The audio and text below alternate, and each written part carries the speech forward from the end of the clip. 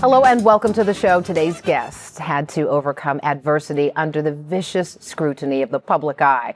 But she says her tests turned into testimonies and brought her in tune with God's will and purpose for her life. Please welcome to the show reality TV star, author, realtor, and mother, Suzette Samuel. Hello. Hi. How Welcome. Are you? Thank you for having me. Yes, indeed. It is a pleasure to have you here.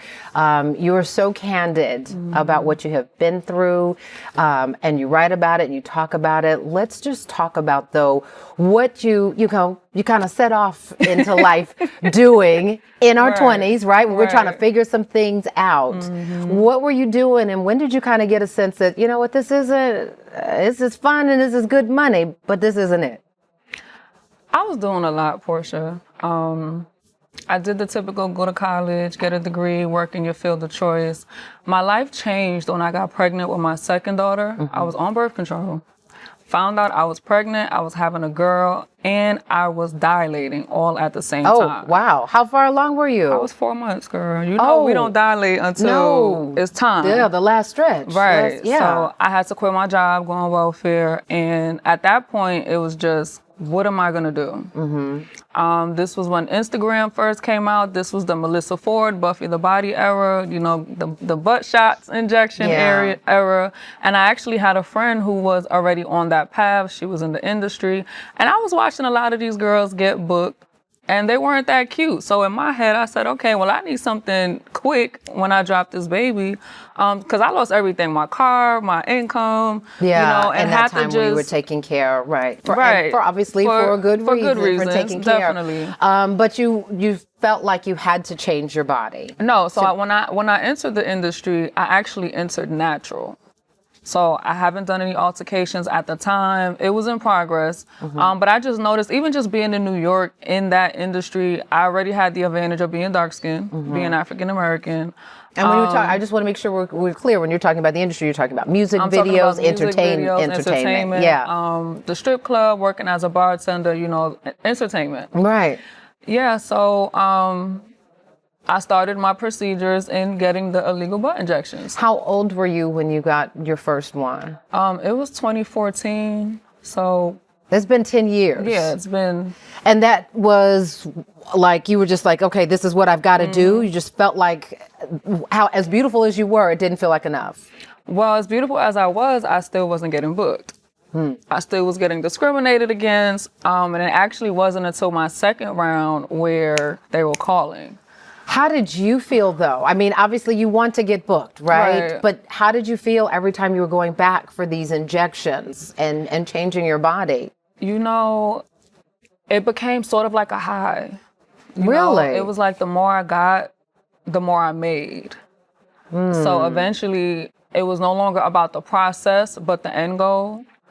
And it became addictive. You know, it's kind of like tattoos. You know, they say once you get the first one, you keep going. Yeah. It was the same exact. But even with the pain, the discomfort, I mean, because things did not go well with one of these injections. Right. Well, that was the last one.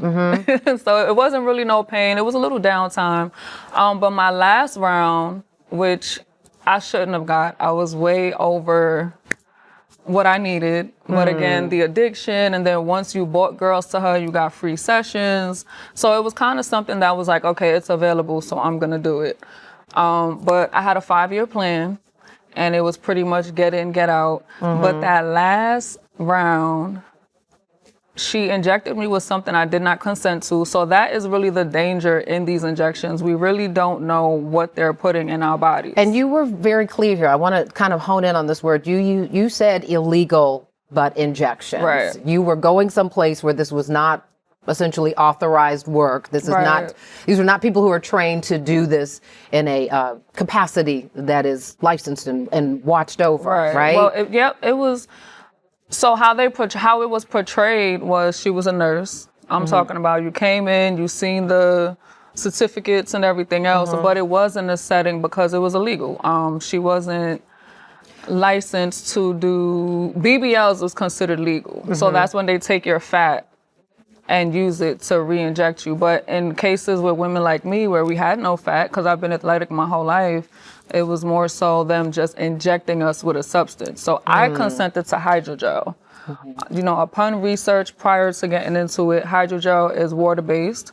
So if it's actual hydrogel, it's a very rare chance that your body is going to react to it since our bodies are water-based also. So let me ask you this. Obviously, without getting too technical, things did not go well. Oh, Could you tell immediately, like, how soon did you start to realize this was a problem, even though you consented to being a part of the problem, right? Respectfully. Yeah. So the minute she injected me, I started coughing, I couldn't breathe, but I didn't at the time put it that it was because of the injections. I just figured, okay, I'm getting sick. My daughter was sick at the time, so I'm like, okay, I'm catching a cold. It wasn't until I left that I was having complications with breathing, and I just felt, you know how your body like starts to shut down as you get a viral infection? That's how I started feeling. Went to the emergency room. They told me I was catching a viral infection, gave me antibiotics, told me the rest. You ended up in a coma, though. Yeah. I was in a 3-day coma. So when you came out of this, was that the light bulb moment? I mean, I can't imagine you ever, having done this a few times before, thought that this was how this could go. Right. So it was the moment for the surgeries, but it was not the moment for the lifestyle, if that made sense. It does. So let's pause right there because you are very candid in describing it as an addiction, right? But there was a lot of healing that had to come after that particular procedure, all right? At the end of the storm, though, comes a rainbow. And you've had some rainbows. Yes, I have. You've had some storms, too, though. So we're going to keep talking about how Suzette has weathered these storms after the break and clearly still standing, right? Still standing. Got some lessons for all of us. Stay with us. We'll be right back. Yes.